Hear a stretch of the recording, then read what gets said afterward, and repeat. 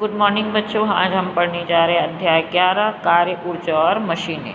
दैनिक जीवन में कार्य शब्द को कई अर्थों में लिया जाता है।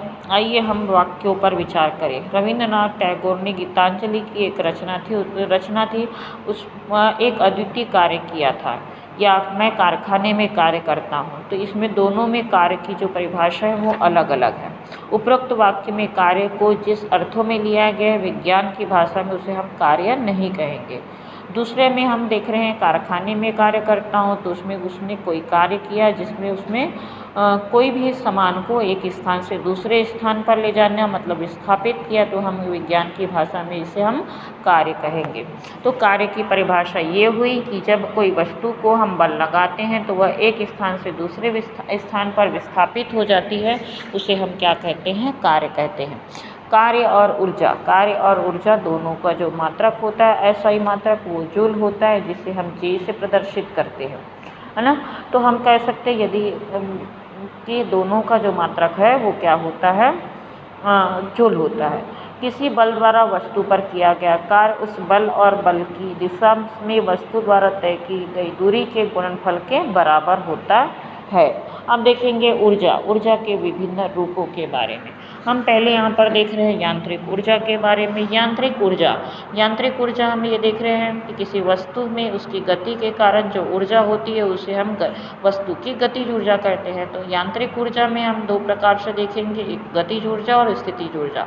तो गतिज ऊर्जा किसे कहेंगे? किसी वस्तु में उसकी गति के कारण जो ऊर्जा होती है उसे वस्तु की गतिज ऊर्जा कहते हैं, और किसी वस्तु विशेष में स्थिति के कारण जो ऊर्जा उत्पन्न होती है उसे स्थितिज ऊर्जा कहते हैं।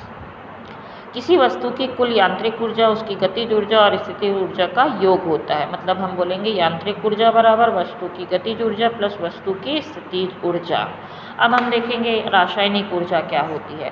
रासायनिक ऊर्जा, है ना, किसे कहेंगे हम? रासायनिक ऊर्जा जैसे कि कोई भी ईंधन, लकड़ी को जो भी है, सभी ईंधनों में ऊर्जा संचित होती है, उसे हम रासायनिक ऊर्जा कहते हैं। टॉर्च के सेल में संचित ऊर्जा जो है रासायनिक ऊर्जा से विद्युत ऊर्जा में परिवर्तित होती है। उसके बाद हम देखेंगे ऊष्मीय ऊर्जा ऊष्मा ऊर्जा का ही एक रूप है तथा इसमें भी कार्य करने की क्षमता होती है। उदाहरण के लिए मतलब केतली में पानी को गर्म करने पर केतली के ढक्कन जो है ऊपर उठ जाता है, क्योंकि भाप जो है ऊपर की तरफ उठने लगता है, जिससे ढक्कन जो है हिलता है, मतलब ऊपर उठने लगता है। मतलब उसमें भी एक क्या होती है? ऊर्जा होती है। उसके बाद हम देखेंगे प्रकाश प्रकाश भी एक प्रकार की ऊर्जा होती है, जिसके कारण हम वस्तुओं को देख पाने में समर्थ होते हैं। हमने कई वस्तुओं को गर्म होने पर प्रकाश देते हुए देखा होगा, है ना। प्रकाश फोटोग्राफिक फिल्म में रासायनिक परिवर्तन करता है। फोटो सेल की सहायता से प्रकाश ऊर्जा को विद्युत ऊर्जा में बदलता है। उसके बाद हम देखेंगे ध्वनि भी एक प्रकार की ऊर्जा होती है। ध्वनि की उत्पत्ति वस्तुओं के कंपन के द्वारा होती है। जो हमारे स्कूल में घंटी की आवाज़ होती है वो ध्वनि ऊर्जा कहलाती है ना, क्योंकि उसमें कंपन होता है। उसके बाद हम देखेंगे विद्युत ऊर्जा।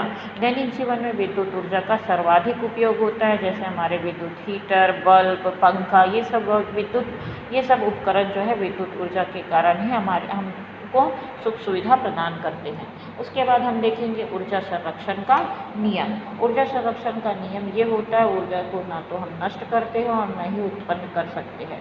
यही ऊर्जा संरक्षण का नियम होता है। ऊर्जा का एक रूप से दूसरे रूप में रूपांतरण होता है। इस नियम को हेल्महोल्ट्ज़ नामक वैज्ञानिक ने प्रतिपादित किया था, है ना। यदि इस सभी प्रकार की ऊर्जा को हम ध्यान में रखें तो ब्रह्मांड की सभी ऊर्जाओं का योग स्थिर होता है। ठीक है, अगले वीडियो में हम आगे का लेसन पढ़ेंगे।